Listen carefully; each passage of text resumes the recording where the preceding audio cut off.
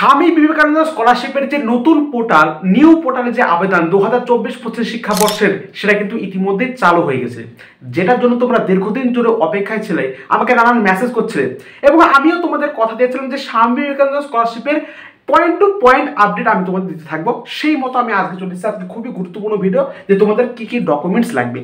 তোমরা ভাববা যে ডকুমেন্টস বলার আবার কি দরকার, আমরা তো ওয়েবসাইট থেকে চেক আপ করে নিতে পারি। আমি শুধু তোমাদের ডকুমেন্টস বলবো না, এই ডকুমেন্টসগুলো তোমরা কি কিভাবে পাবে, কি কিভাবে তৈরি করবে সে সম্পর্কেও ফুল ইনফরমেশন ফুল আপডেট কিন্তু আমি এই ভিডিওর মাধ্যমে দেবো।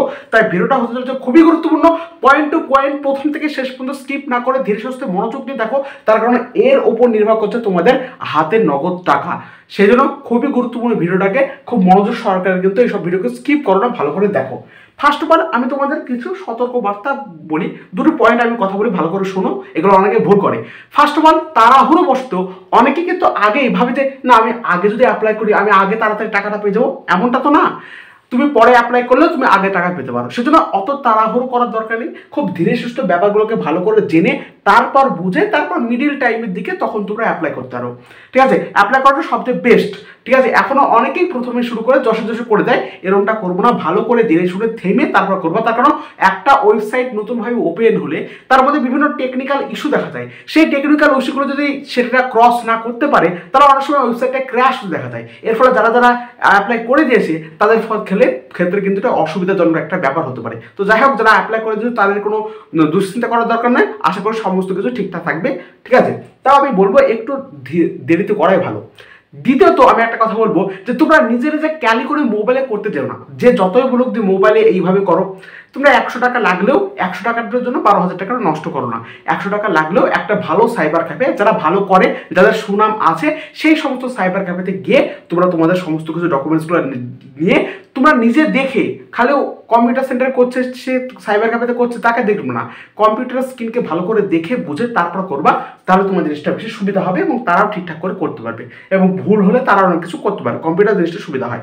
তো যাই হোক, এই হতে বিষয়বস্তু, এই দুটো কথা ভালো করে মাথায় রাখো। তোমরা তাড়াহুড়ো বসত বা কেউ বেশি জ্ঞানী হয়ে নিজে নিজে না করতে যাওয়াটা বেটার বলে আমার মনে হয়। তবে কারো যদি কম্পিউটার বা পার্সোনাল কম্পিউটার থেকে থাকে তাহলে তোমরা নিজে নিজে করতে পারো, অসুবিধার কোনো কারণ নেই। সেখানে তোমরা যে বাড়তি টাকাটা সেটা তোমাদের দিতে হয় না, 100-200 টাকা যেটা ওরা নেয়। যাই হোক, এবার বিষয়বস্তু হচ্ছে যে সমস্ত বিষয়গুলো তোমাদের এখানে লাগবে সেগুলো বলবো। তোমরা অনেকে প্রশ্ন করছিলে যে আমার তো 1 ইয়ার গ্যাপ আছে, আমাকে তারা কি স্কলারশিপ পাবো না, আমার কি গ্যাপ সার্টিফিকেট লাগবে, গ্যাপ সার্টিফিকেট আমি কিভাবে বানাবো, সমস্ত কিন্তু পয়েন্ট টু পয়েন্ট আমি তোমাদের আপডেট দিয়ে থাকবো। কোন সার্টিফিকেট কিভাবে বানাবে, কোনো প্রশ্ন যদি এরপরেও থেকে থাকে কমেন্ট বক্সে করবে, সেই অনুযায়ী আমি পরবর্তী ক্ষেত্রে ভিডিও আনবা। তোমরা যা যা কমেন্ট করে প্রত্যেকের কমেন্টে রিপ্লাই দেবো এবং সেই অনুযায়ী আমি পরবর্তী ভিডিও আনার চেষ্টা করবো। তো অবশ্যই কমেন্ট করতে ভুলবে না, তোমাদের মনে যত সমস্ত প্রশ্ন আছে সেগুলো কমেন্ট বক্সে রেখে দাও, ঠিক আছে? এবার বলি, দেখো প্রত্যেক কমেন্টে কিন্তু উত্তর দেবো, আমি তোমাদের বলে দিলাম এখন থেকে, দেখো, এবং সেই অনুযায়ী আমি ভিডিও করার চেষ্টা করবো, ঠিক আছে? এবার আমি বলি কি ডকুমেন্ট কি কি লাগবে, এটা সমস্ত ফ্রেশ ক্যান্ডিডেটের ক্ষেত্রে আমি বলছি। ফ্রেশ ক্যান্ডিডেট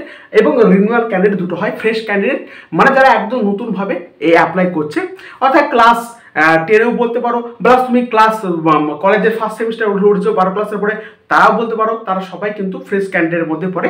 তারা কিভাবে নতুনভাবে রেজিস্ট্রেশন করবে সেটা তোমাদের বলে দেখাচ্ছি। আর কেউ যদি একবার পেয়ে থাকে, ধর কেউ 11-10 একবার পেয়ে গেছে, সে 11-এ উঠে আরেকবার মানে ভালো নাম্বারের জন্য আরেকবার পেতে যাচ্ছে, তাহলে তাকে রিনিউয়াল করতে হয়, তাই না?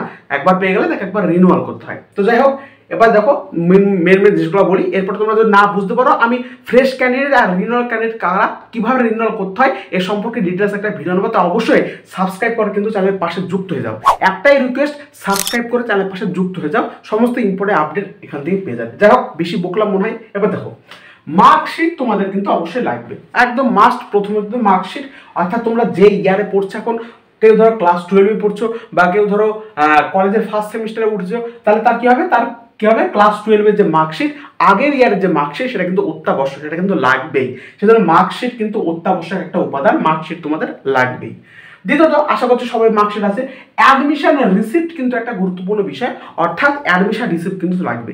ধরো তুমি এখন স্কুলে পড়ছো, তার অ্যাডমিশন রিসিপ্ট, বা তুমি কলেজে পড়ছো, কলেজে ফার্স্ট ইয়ারে উঠেছো, তাহলে কলেজে ফার্স্ট ইয়ারে উঠলে দেখবে একটা অ্যাডমিশন রিসিপ্ট ওরা দেয়, ওটা কিন্তু ভালো করে তোমাদের রাখতে হবে। যদি তোমরা হারিয়েও যায় বা কোথাও না পাও, কলেজে গিয়ে জোগাড় করতে পারো, সেক্ষেত্রে তোমাদের আশা করি অসুবিধা হবে না, ঠিক আছে? এই অ্যাডমিশন রিসিপ্টটা তোমরা হারিয়ে গেলে দেখবা তোমাদের ভর্তির সময় দিয়েছে, রিসেন্ট ভর্তির সময় দেয়, সেজন্য অসুবিধা হবে না আশা করি। এবং যদি হারিয়েও যাও তাও তোমরা স্কুল বা কলেজ থেকে কিন্তু ম্যানেজ করতে পারো, তারা কিন্তু দিয়ে দেবে, অসুবিধা আসবে না।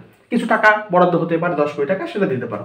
যাই হোক, এবার আমরা আসি income certificate of the family. Income সার্টিফিকেটের ক্ষেত্রে একটা গুরুত্বপূর্ণ বিষয় বলার, যে ইনকাম সার্টিফিকেট তোমার গ্রাম পঞ্চায়েতে কারো কাছ থেকে করে নেওয়ার চেষ্টা করবে না। গ্রাম পঞ্চায়েত ধরো এমএলএ কেউ আছে, ধরো গ্রাম পঞ্চায়েত এলাকার মধ্যে যে প্রধান, এদের কাছ থেকে করার চেষ্টা করবো না। একজন উচ্চ পদস্থ কোনো কর্মচারী যেমন বিডিও, এসডিও, এমএলএ, এদের কাছ থেকে করাটা সবচেয়ে বেশি বেটার এবং তাদের কাছ থেকে করার চেষ্টা করবে, ঠিক আছে? তাহলে ইনকাম সার্টিফিকেট কিন্তু তাদের কাছ থেকে করার চেষ্টা করবে এবং করবে অবশ্যই। এগুলো কিন্তু সমস্তগুলো কিন্তু তোমাদের লাগবে, কপি ডাউনলোড করতে লাগবে, ঠিক আছে?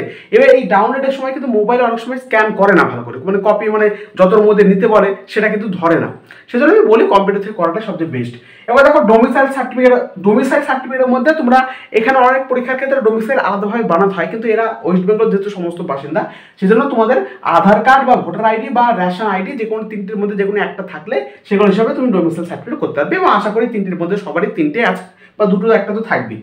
এবার আমরা আসবো, দেখো scan copy of the bank passbook, অর্থাৎ তোমাদের ব্যাংকের বই, ব্যাংকের বইয়ের যে প্রথম পেজটা, সেই প্রথম পেজে যেখানে তোমার অ্যাকাউন্ট নাম্বার, যেখানে তোমার আইএফএসসি কোড সমস্ত কিছু লেখা আছে, এটা যেন ঠিকঠাক করে দেওয়া যায়, ঠিক আছে? আইএফএসসি কোড টোড বা যে সমস্ত কোড টোডগুলো থাকে সেগুলো যেন ঠিকঠাক করে দেওয়া হয়, সেগুলো না হলে তো তোমার ব্যাংক অ্যাকাউন্টে টাকাটা আসবে না। তো সেই অনুযায়ী কিন্তু তোমাদের ব্যাংক পাসবুকটা কিন্তু লাগবে, ফার্স্ট পেজটা তোমার কিন্তু জেরক্স লাগবে, ব্যাংক অ্যাকাউন্টটা তোমরা নিয়ে যাবে।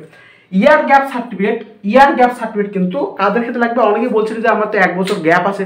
1 বছর গ্যাপ থাকলে তোমাদের কিন্তু সেটা বরাদ্দ করা যায়, মানে দেয়, সেক্ষেত্রে একটা ইয়ার গ্যাপ সার্টিফিকেট লাগে। ইয়ার গ্যাপ সার্টিফিকেট কিভাবে বানাতে হয় এ সম্পর্কে দরকার হয় আমি পরবর্তী ক্ষেত্রে ভিডিও বানিয়ে দেবো, অসুবিধা নাই।